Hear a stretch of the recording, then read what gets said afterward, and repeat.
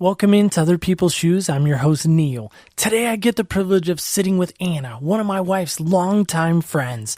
That's right, she is Team Elizabeth. Anna today is going to be talking about labels and why labels can be good and why labels can be bad. She's a mother of 3 boys. She's taught at a high school. She's currently at a junior high. She gets what kids are going through right now and why labels are so challenging. I don't know about you, but I'm ready. I hope you are too. Let's go. Hey, come take a walk with me, not like you usually do. Do something different and put yourself in other people's shoes. Open up your mind and open up your eyes and change your direction, change your perspective. Welcome into Other People's Shoes. I'm your host, Neil, with a really good friend. I know I keep having friends on, but they say keep your enemies close and your friend. I don't know how that goes. I'm totally messing that up. But I'd like to introduce a really longtime friend, and I would even say, she would probably say she's more my wife's friend than my friend. I think that's fair to say, but without further ado, this is Anna. And Anna, tell me your stats. Now, when I say mom stats, what are those? Do you know what I'm referring to? I could guess. My mom stats are I have 3 boys. There you are. Ages 20, 17, and 13. 20, 17, and 13. 13. Wow. Yeah. I'm just processing the 13 because we had some babies. we had some pre-show conversation. So Anna, you're the second lady Nice. on the show. Woohoo. So that's good. So when did you first discover you wanted to be a mom? Oh, I think young. I planned out my life probably at 8 or 9. I was going to have, this many kids and their names were going to be this, and I had it all planned out. I was going to have a set of twins. What were the twins' names going to be? I don't remember their names, but I knew my first child was going to be Christian after my dad. Christian after your dad. Well, and your it's his middle name. I was going to give my brother, the go with the first name. Got it. Okay. All right. So Anna, we're talking about labels today. Now, I know I mainly wanted to talk about your boys, but I'll lead with you. Have you ever been labeled in any way? I don't know if I've ever been labeled. I know I've put labels on myself. I don't think I've ever been told that I've had a label put on me from somebody else. Okay, so like no clinical person, doctor, individual, somebody with 8-year degree. Okay. No, never put a label. Now you've put labels on yourself. What labels do you want to share? What labels you put on yourself? I don't know if I do, but I guess I will. I have put insufficient and not enough. A lot of self-doubt labels. A lot of self-doubt labels. Okay. All right, so we'll jump into this. Have any of your kids ever been labeled in the school system? I think so. I have 2 kids that were on IEPs. Okay. Now, what is an IEP? Individual Education Plan. Individual Education Plan. Okay, Mm-hmm. IEP. So, yes, they have been labeled. Okay. I think those are good labels to have in the sense that they keep staff of schools aware of their needs educationally. And I think as kids in school, we all get a label put on us. So I think they may have had, maybe a jock and maybe a geek or a nerd or one of those labels stuck on them too. So I'm gonna test our friendship here. Sure. What year did you graduate? Well, I was a knocked up dropout in 97. 97. What year would you have graduated? 97. 97. Okay. Uh-huh. So in 1997, go back in the time machine with me. Do you remember kids that you knew having an IEP? No. Well, Didn't know what one was until my kids got one. Okay, so talk about that process. What did that look like when your kids got one? Is there a note home? Is there a conference? What happens? Part of, parent-teacher conferences. My kid was really far behind in a lot of areas in his school. And there were a few meetings on things of his, reading and math and skill level that just extra help in the classroom wasn't getting. So the school then actually sits down and writes goals and a real plan of attack on a kid's education. How did that feel for you as a parent when you first encountered that? It was interesting because at first it was exciting or hopeful because my kid was going to get what he needed. And then it kind of turned into a little bit, again, of those self-doubt things of, did I not do enough? Could I have done better, different? And then, interesting enough, it turned into a lot of different ways. I thought of how, even though the I.E.P was part of my son's education, it still falls on me as a parent, not just the school, to educate my child. So I had an IEP in 5th grade. I was in 4th grade, and we were taking times tests. Do you remember those? Vividly, right. So obviously, if you don't know, let me help you out. So there's your times tables on one sheet, and usually it's flipped over. Oh, absolutely. Right. You can't cheat ahead of time. And then the teacher would tell you, flip the paper over, and then you had, a minute? It's depending, yeah. Okay, I think we had a minute. Yeah. Because I was 99, so we're right. We would have been in high school together. And you had a minute, and then after the minute, there was like a ding or some kind of indicator that the time was up, and pencils whatever down. pencils down, and whatever you had. I hated that. Oh, I wasted a good, I don't know how long, petrified to start. Yeah, I hated that. No matter how much I tried to do it, I could never do it in the minute. I think one time I may have cheated more than once. How do you cheat at times tables? Believe me, if there's a way to cheat, I figured it out. If you ain't cheating, you ain't trying. Yeah, exactly. But that was the first time that I really, I guess for me, discovered that there was something wrong. Oh, deficient? Yeah, sure. yeah.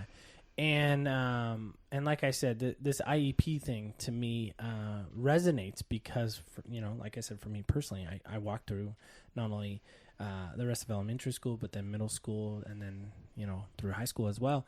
And I had all kinds of names for what IEP really was. And so I'm glad you gave me that definition because sure. I never really, I guess, had that definition of my own. I called it all kinds of different other names. But back to you. So this label thing is as a parent, and I love what you said, too, about how it doesn't fall on just the teachers themselves. You have to be the parent as well. You have to educate your kid. Why is that so important to you? Because I want educated children. I want children in this world that don't rely on other people's experiences or words as their thoughts. I want my kids to think for themselves and do this world justice in the sense that I want them to not go with the flow. Why is that important? Because I don't want my kids to be part of the mass. I want them to be part of a difference.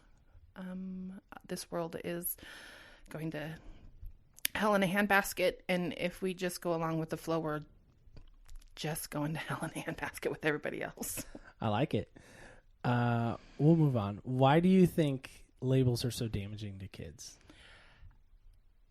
It depends on how the kid's labeled. Even you can be labeled negatively, and if your personality or your upbringing or your support system, you can overcome any label. Your village, as some might say. Mm-hmm. I like that, and I don't like that. As do I. So I'm glad you said that, because I was like, let's try this. We'll throw it out there. No, I think we all need a village. I think we need different people in our lives that have had different experiences to come alongside us as children and as parents to fill in gaps and voids.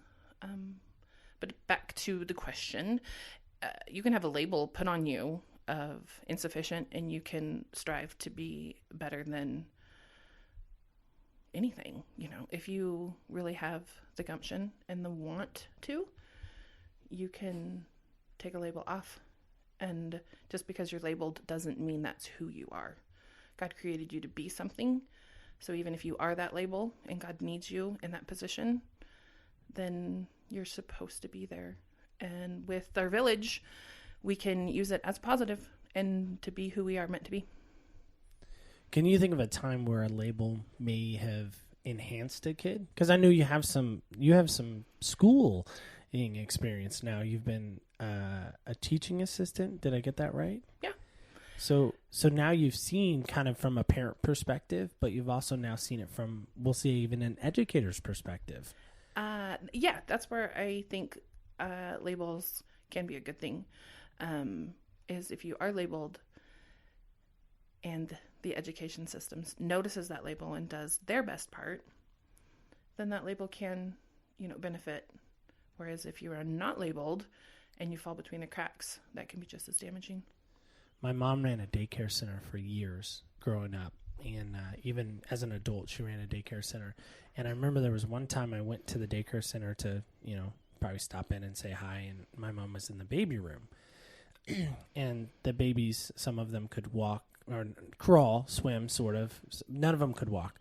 And there was one baby in particular that I really liked, and his name, I think, was Jonathan. But nonetheless, I didn't realize that Jonathan did not have the ability to sit up on his own yet. Mm-hmm. And so I propped him up and sat him up and kind of turned around and flunked him down. He flunked down, and kind of luckily they had padded, carpet and stuff and whatnot, and so he was fine. He's okay as far as I know. So babies learn to walk close to the ground. Exactly. And so my mom says, "Don't you know that he can't sit up yet?" And I said, "Can't you just put a label on him so we know? I mean, so people know." You do not know what you do not know. Exactly. And so that kind of actually what led to me to kind of talk about what today is, because to me, labels can, like you said, labels can be really good. Labels can also be really bad.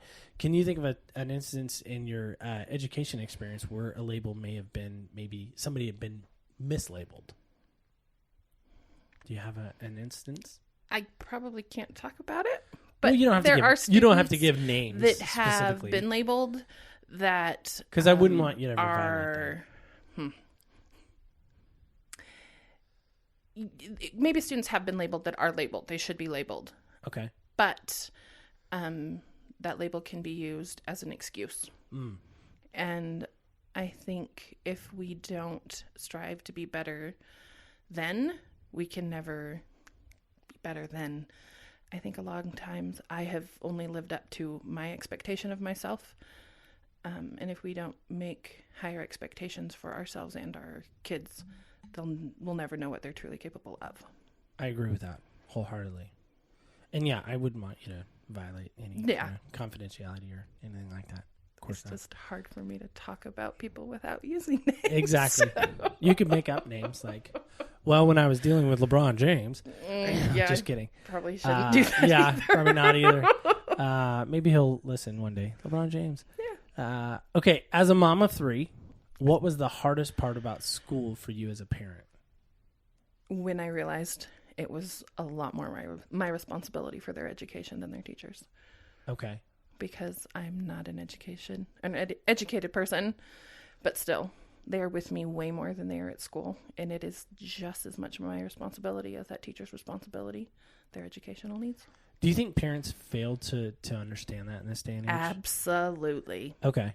Like, would you say more often than not, the teacher is incorrect and little Johnny or little Susie is the angel? Oh, I'm sure we've all seen that, little cartoon or meme now that, back in our day, it was, the kid's responsibility for their bad grade. And now it's, the teacher's fault when their kid gets a bad grade. Yeah. My wife and I have a middle schooler now. Still hard to say that really out loud. She's in 6th grade. Is she really a middle schooler? I want to say she's not. No, I want to say she she's be in elementary school. I agree. Still a little baby. High five to that. Because I was 7th I had a 6th grader last year. Yeah. That's what I thought. So, yeah, I think they should still be in elementary school. But that's a whole nother conversation, maybe, or a question Next down topic. the road. But I will say, for me, now that we have not just one teacher during parent-teacher conference, but we have 7, I let them all know right out of the gate that they're not the enemy. Right. That we are going to believe them first before we believe my daughter. And I got to tell you, one of them, and I'll remain nameless again because we're being discreet, but one of the teachers in particular, it was almost like a weight had been lifted. You can watch it. Off. It literally was a physical thing that, like, I was like, whoa, what just happened there? And to think about it, I'm like, do they not hear that all the time? I'm curious. As an educator, and I am too, percentage-wise of where that is. But that's why I love that question so much, is that, you know, as a parent, it's our job as much as it is an educator's job to educate our kid. I love that. Love that you said that. So, biggest challenge you face as a mom? My self-doubt issues. Because as long as I'm not doing anything illegal or immoral, I'm pretty much nailing it. They wake up and they go to bed and they wake up the next morning. You know what? I feed them. I give them a place to live. And, you know, I do. I hold them to a high standard. I'm sure if you had this conversation with them, they'd hate it. But maybe one day when they have kids. Can I name one of your kids? Sure. Okay. So Evan, he's your youngest. He said, I want to be on the show too. And I said, Evan, it's not your turn yet, but soon, But he was so excited. He wanted to know what we were talking about, and he wanted to be really involved, and I like that. Yeah. I actually want you to talk to Ethan about what his thoughts were on his I.E.P. I would love to. And maybe that's a future episode. But you really think there isn't any major challenge like you face as a mom? You think you pretty much nail it all? I think as moms we nail it all, as long as we're not doing anything illegal or immoral. There's too many challenges to list, Neil. Give me one. Give me one. Okay, because I'm not a mom. Mine for boys is raising men to be husbands. Yeah, and that's what I was hoping you were going to say. Because I really, really hope they choose women that were raised to be wives, and there are not a lot of women out there that are being raised to be wives. There are a lot of girls out there that are planning their lives, having little twin boys and a little girl, and just like I did, and expecting to find the man to fit their perfect needs. Honey, ain't out there. We have a lot of our own issues that we just don't think about when we're picking husbands, because that man's going to be Prince Charming and swoop in and save us if we need to be saved, and it doesn't happen that way. I've been married to Dave for 20 years this year, and every day it's God's grace. And we don't kill each other. What I'm hearing you say is your life is not a Hallmark movie. No. Have you seen those, by the way? I hate those movies. I hate those movies, and I hate Disney princesses because they lied my whole life. Tell me why. Because my sister will punch me later for this. Because so, Angel, Cinderella is a joke. Some grace, Angel, if you hear this. That's my sister. I was teasing her lately that life is not a Hallmark movie, and as much as shamefully admitting that I have seen a few, it really is sending the wrong message. Absolutely, it really is sending the wrong message. Mm-hmm. And I think that's in a little affirmation for you. That's what I've always really respected about you, is the fact that you have that statement that you're raising boys to be great husbands. I think that is my job as a mom of boys. I don't hear a lot of moms saying that, especially moms of boys. It took a long time for me to realize that, though. I mean, really, it did. I think you're the first that I've ever heard that. It has taken, he's 20, and I think maybe 5 years ago I realized that God's got this. I'm just a vessel, and he's their children, and no matter what I do, they're still going to serve God's purpose, no matter what they do. Hopefully. I mean, there are chances they might not serve God's purpose, but I think we raise our kids as kids and not as adults. They're not going to grow up to be kids. They're going to grow up to be adults. And again, that's the expectation, where I don't think we hold some of these children to a high enough expectation. I mean, look at generations past. You were 10 years old working in a mine. I'm not saying that's right, but they were doing it. It's true. I mean, they had the capacity and the ability to do it. And now, I mean, I have a 13-year-old that sure loves YouTube videos. He has more options in his life than to, sit in his room and watch YouTube videos. There's lots of things he could be doing. There was things that I was doing at 13 that I don't ask my kids to do until I ask them to do the dishes. And then, life ends in my house. I would change the Wi-Fi password at that point. You get every this day, though? when this is done. Every day. That's how that works.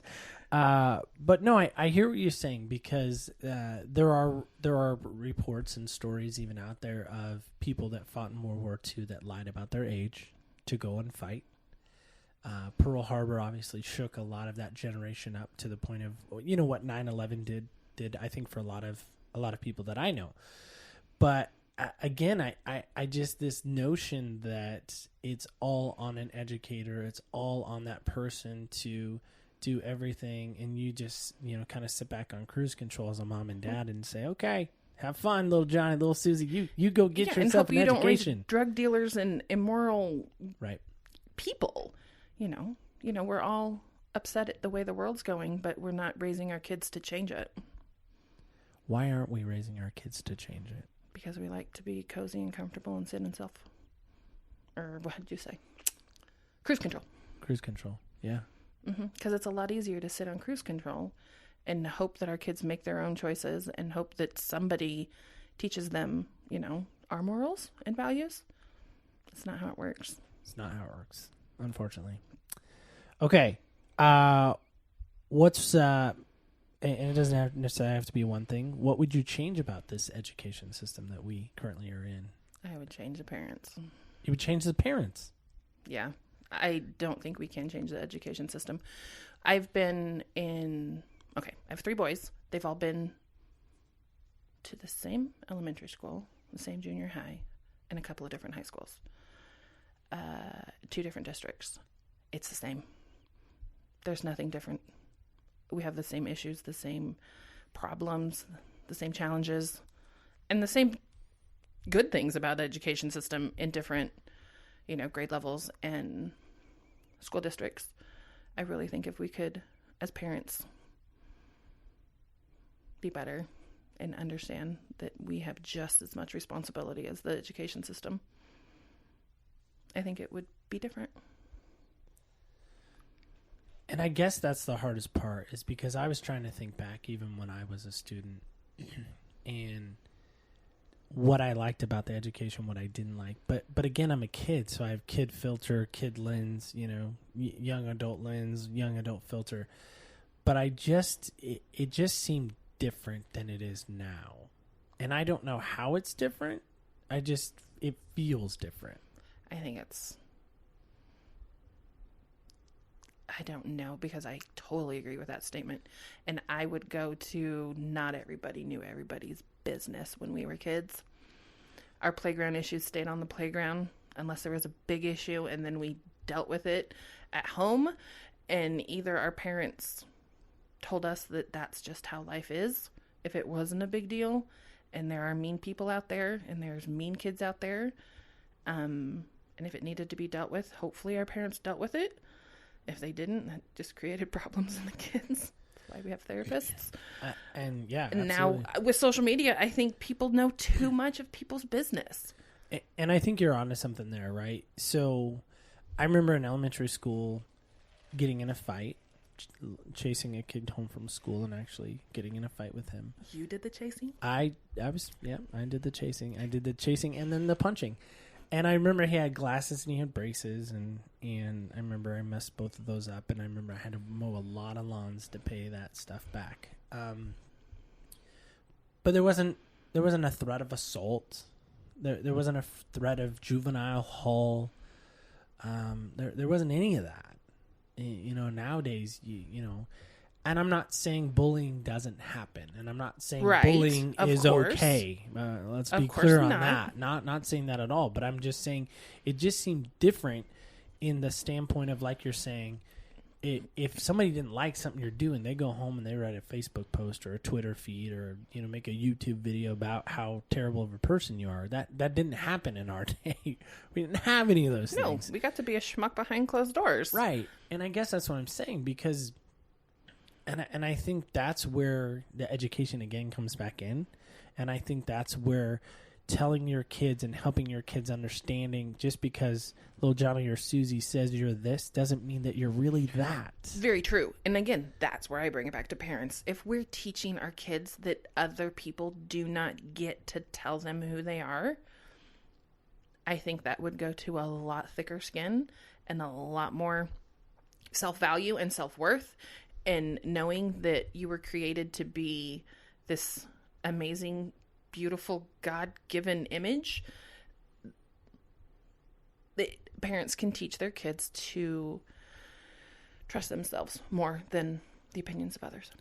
Well, and I think that starts with educating parents too, right? Oh, sure. So if you've had a parent...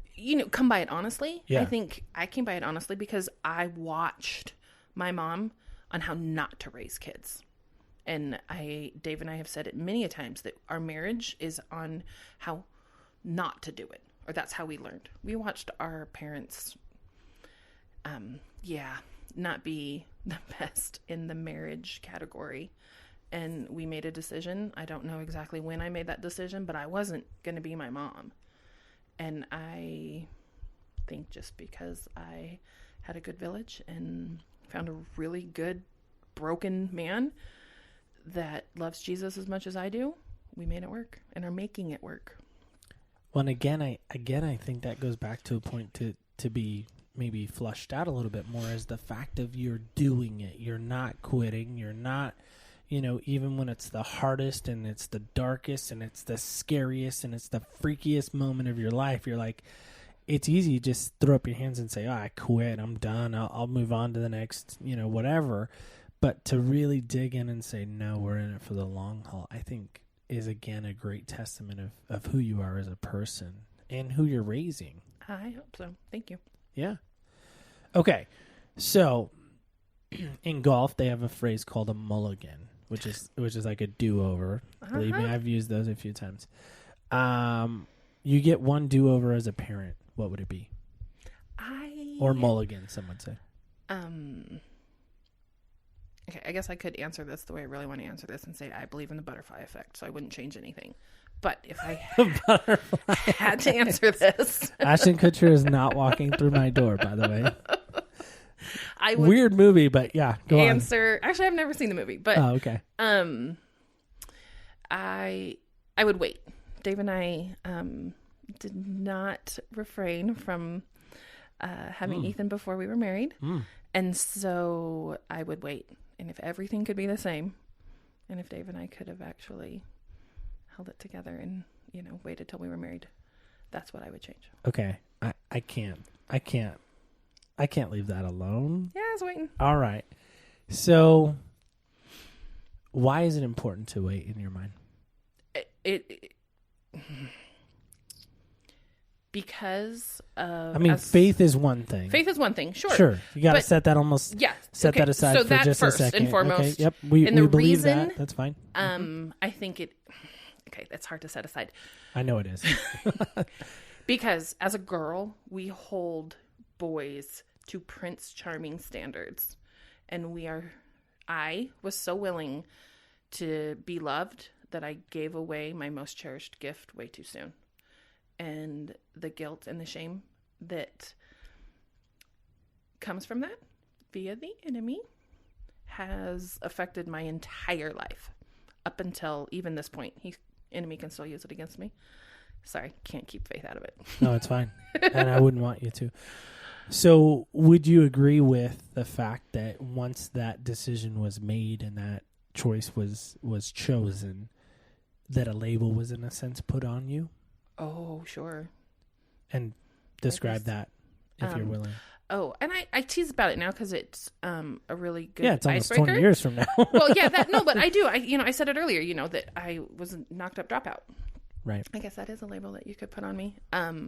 But I have used it for many conversations with many a teenager as an icebreaker to say that we old folk were young folk once. And we've probably seen just as or more things that they have seen. But we've gone through a lot, just like they have.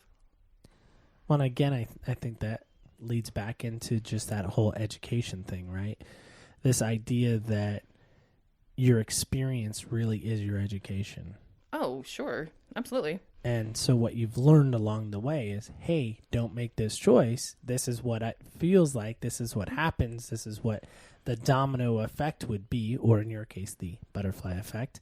Yes. I like domino effect better, but anyway, that's what can happen. Yeah. Okay. All right. What advice would you give to young moms raising boys? I like this question too, by the way. I like all these, but I really like this question. You're doing a good job. Again, if you're not doing anything illegal or immoral, you're nailing it. Okay. I have a coworker that has 2 young boys, and I wonder, and again, I don't know her super well, but I wonder who's in her corner, because I love my mom dearly. She did great. She worked extremely hard for us. We never went without food unless we did something stupid. Then that was a form of punishment. But, we didn't get beaten. We didn't, per se.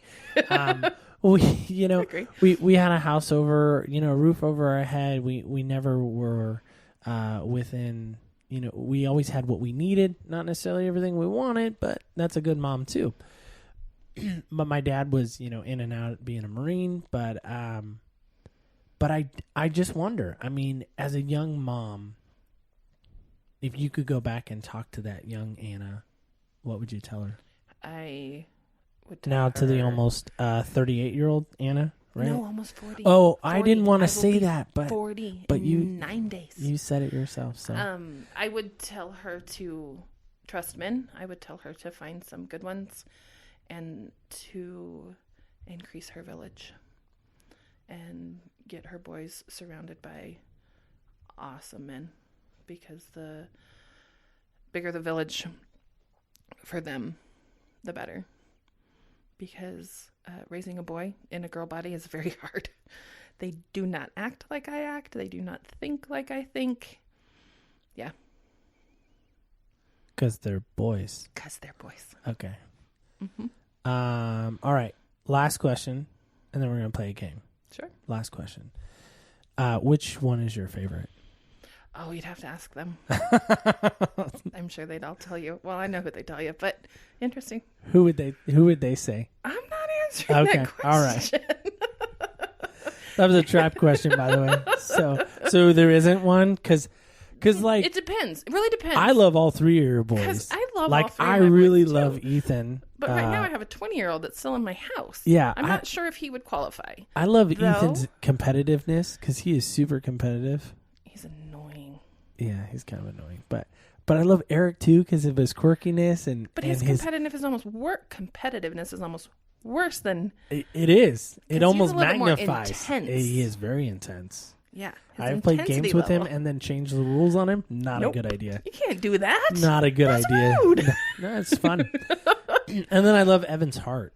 I think Evan, out of the 3, I think has. I don't know about that. I would almost Okay. disagree. All right. Well, I'm just saying my perspective. Sure. Perspective. Okay. So here's our game. You ready? No. Oh, dice. Got a little dice in here, so we're gonna have you roll that, and we'll see what you get. It's a die. Die. Only one. That's true. Well, I'm working on that. What'd you get? Number 5. Ooh, that's. Oh, a good. question you didn't give me ahead of time? Nope. This is a game I like to call senseless, Okay. because it's involving the 5 senses, Oh, okay. and the 6 is a wild card. But you got a 5, so that means you get to answer this question.